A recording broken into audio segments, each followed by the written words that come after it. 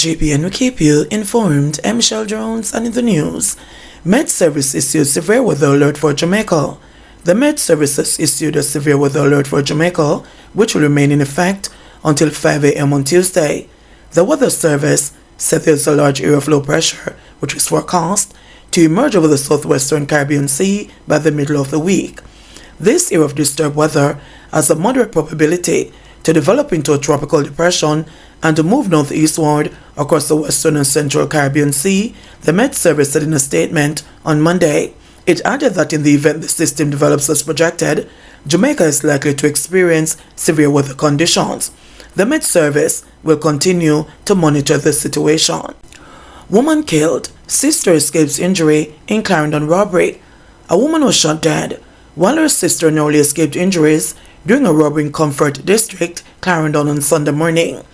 The dead woman has been identified as 43-year-old Marisa Shauna Smith Martin, otherwise called Browning, a vendor from Beckford Crescent, Sandy Bay in the parish.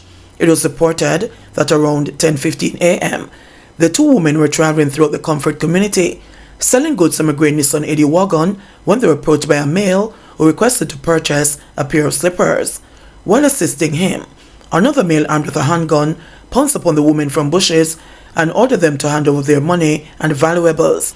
The sisters cooperated and reportedly gave the man their cell phones and an undetermined sum of cash. Subsequent to robbing them, the gunman ordered the victims into the bushes, which they refused. The now deceased, police said, in a bid to defend herself, attempted to reach for a machete in the motor vehicle and was shot and killed by her attacker. The sister ran into nearby bushes and escaped without injuries. The vehicle was driven away by the culprits, but collided some distance away and was abandoned. It was later seized by the police. St. Catherine man drowns after vehicle runs off-road near Flatbridge. A motorist perished in the Bogwalk Gorge in St. Catherine on Sunday after the vehicle was driving plunged into the Rio Cobre.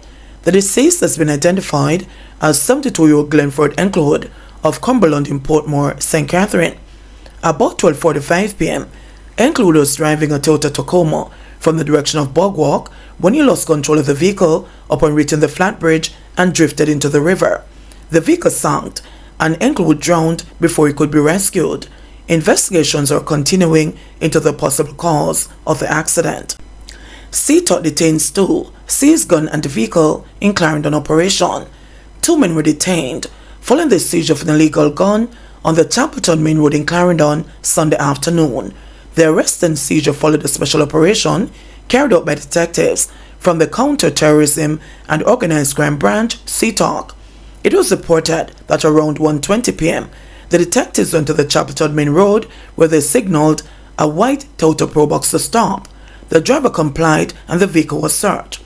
During the search, police said a black Kel-Tec 9mm pistol, 2 magazines, and the 3 9mm rounds were found inside. The gun, ammunition, and the vehicle were seized. Both suspects, one of whom is a taxi driver and the other a farmer, were detained and escorted to the Maple police station for further processing. Man shot dead in Old Harbour. A man known only as Anthony of Marley Gates in Old Harbour was shot and killed in the community on Friday night. Reports are that about 10:30 p.m., Anthony was seated outside a house in the community in the company of another man. 3 armed men reportedly invaded the premises and took Anthony into nearby bushes and shot him. No motive has been established for the shooting. Detectives from the police division, along the Major Investigation Division, are investigating. Death stalks St. Catherine family as she held onto a bicycle for support, just footsteps away from where her brother, Cedric Crooks, was killed along with her brother-in-law Richard Manley on Saturday night. Doreen Palmer says she's convinced that her family is marked for death. Her eyes filled up with tears as she outlined the list of family members who have died violently over the years. Right now, I'm strengthless because it's just too much power. A bare gunshot with family are dead by. It's 10 of us as siblings and at least 4 of them dead already. This is just too much, the Hamilton Gardens, Portmore St. Catherine resident said. Palmer said the angel of death started stalking her family in 1998 when her brother, Oral Cooks, was murdered. This was followed by Cecil Crooks, Cedric's father, who was killed at the exact location as his son in 2006. 2 years later, The family was plunged into mourning again when Wayne Crooks, another of her siblings, was shot and killed. As the family tried to pick up the pieces to their lives, Adrian Crooks, another of Palmer's brother, was murdered in 2018. Their deaths were followed by her nephew, John Crooks, who was gunned down earlier this year. The tears trickled down her face as she watched other family members throw shovels of dirt on the bloodstains of her relatives. Cedric, a pig farmer, was said to be in a jubilant mood just hours before and even rang in his 46th birthday on Friday at the same bar that he met his demise.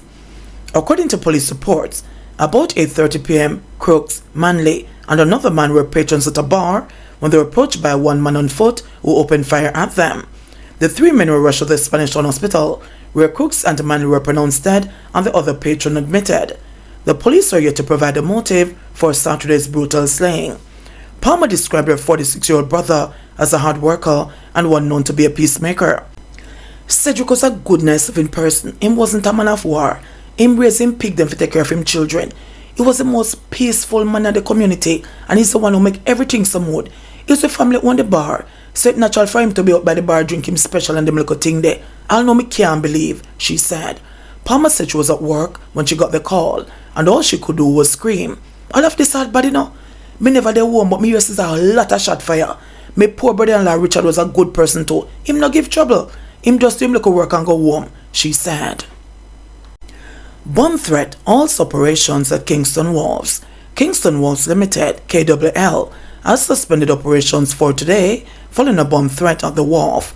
Out of an abundance of caution and concern for the safety of its team members and customers, KWL has closed all its warehouse and terminal facilities for the day, the company said in a media release on Monday.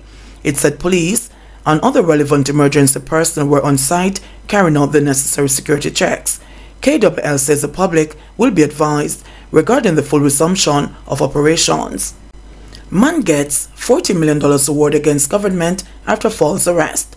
A man was falsely arrested and charged in January 2011 for obtaining goods by false pretenses and conspiracy to defraud, arising from the purchase of an AC Delco battery, has been successful in obtaining a Supreme Court award of $40 million with interest against the government. Colton Graham, a former fleet supervisor at Jamaica Biscuit Company Limited, Jambisco, said in the suit brought against the Attorney General that after he was arrested, he was suspended without pay from his job and subsequently fired when the trial started. He spoke of his failed attempts to get jobs after he was fired. He said he went to Stewart Industrial Limited on January 6, 2011 to purchase the battery.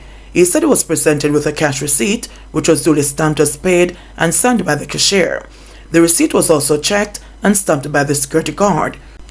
Graham was arrested on January 14, 2011, detained for 8 hours in custody before he was granted bail. He made several appearances in the Kingston and St. Andrew Parish Court before he was acquitted at the end of his trial on February 28, 2014.